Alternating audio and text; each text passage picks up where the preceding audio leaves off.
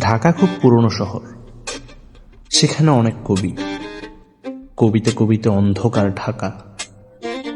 ছোট কবি, বড় কবি, তত বড় নয় কবি, হলেও বা হতে পারত কবি।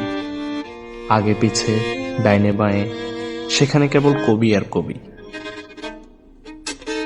সেখানে কবি ছাড়া আরও যে দু চারজন আছে, তাদের মধ্যে আবার অধিকাংশই কবির বন্ধু কিংবা কবির শ্যালক।